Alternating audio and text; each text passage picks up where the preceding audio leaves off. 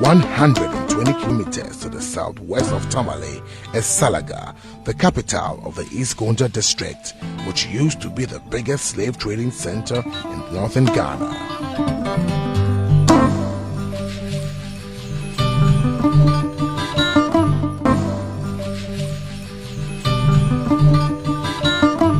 Where we are was a stopping point.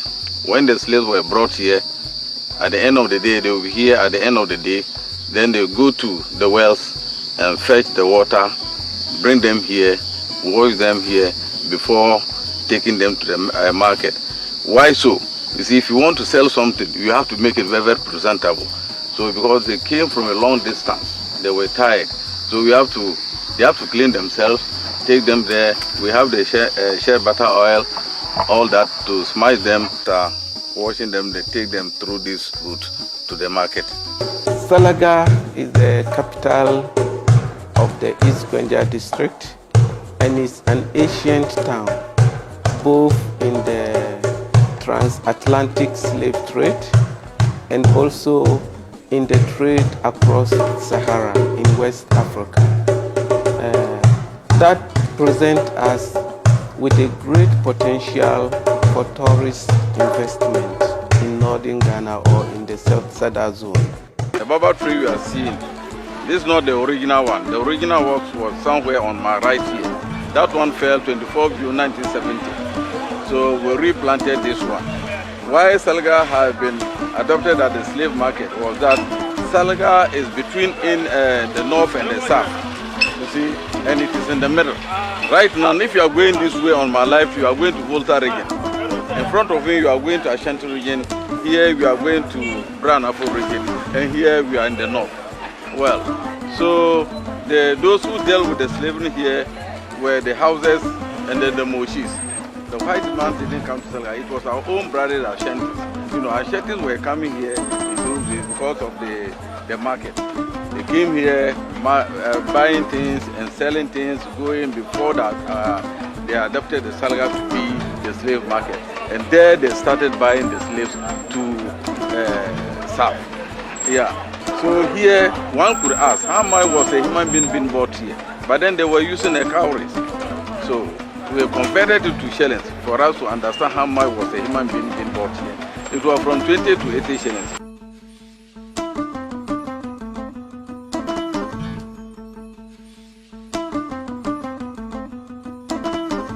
There is also a significant part that is the slave cemetery. On the route, those who are weak or fall along the route are buried at the slave market in Salaga. And we also have the famous Sawarfo grave. Sawarfo was a traditional ruler who resisted capture and took his life rather than being taken as a slave. So at the market where Sawarfo is buried, you find his grave.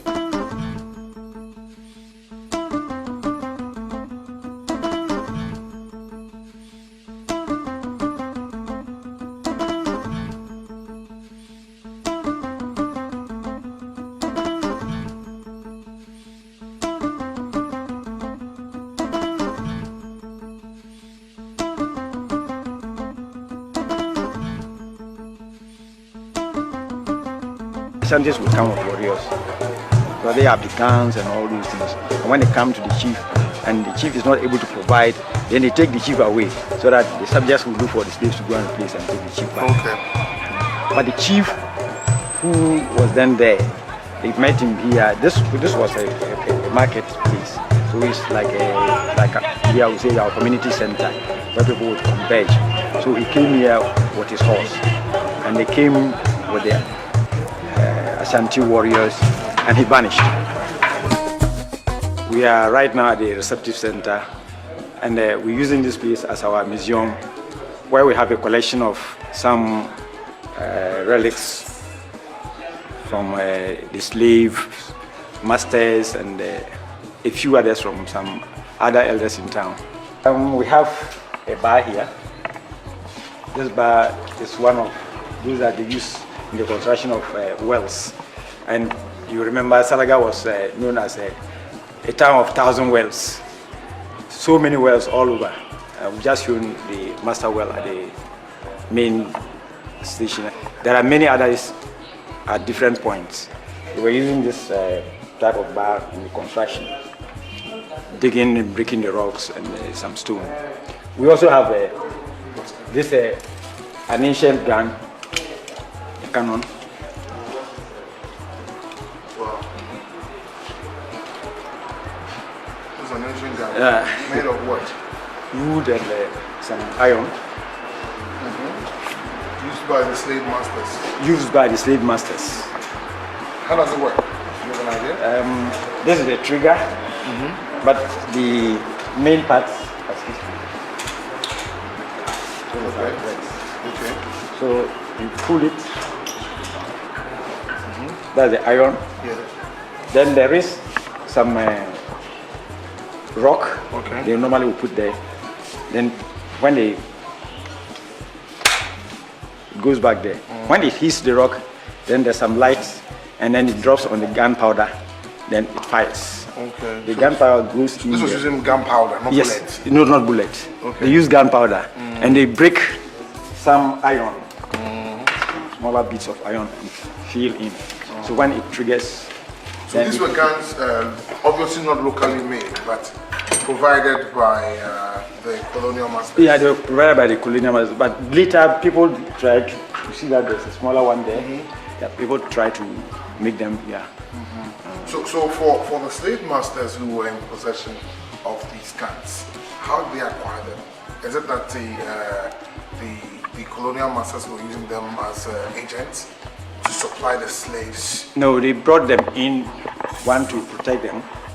Sometimes, but in the old days, we told that the wild animals around, when you are traveling, you need to protect yourself. So they were using them, and also they were using them to frighten persons who maybe would want to escape.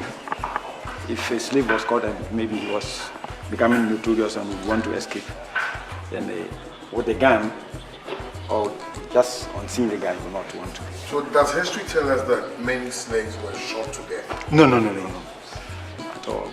Okay. Those who died out of, fatigue, or maybe hunger, or maybe it would have chained them for a longer time. Nobody's picking them up. Yeah. For gunning, no. The guns were only used to frighten people, get startled, they run away, then they would arrest or capture whoever they want.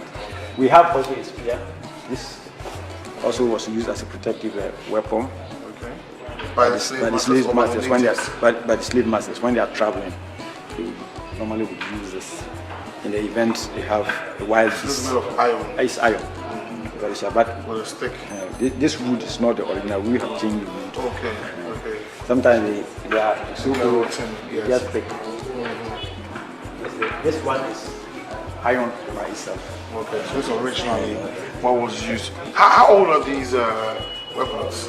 Well, they date back, I think they should be about 100 years. Over 100 maybe. About 100 years. Wow. Because we are told that it was around the 18 something that they got them. We met a few of the slave masters' relation. There was a lady here, I don't know if she's even still alive, who was a wife to one of the agents of the slave masters. And so she gave us a lot of narration about how they were using these things. And these chains were used, this is a shackle, were used at the market. When they got the slaves, they used the shackles just to attach them to the big baobab tree, but it was so large, the roots were up, so they could just fix it and lock you up in. The chains were also used if so many of them were got at a place, so that they bring them to market, or when they are around the baobab tree.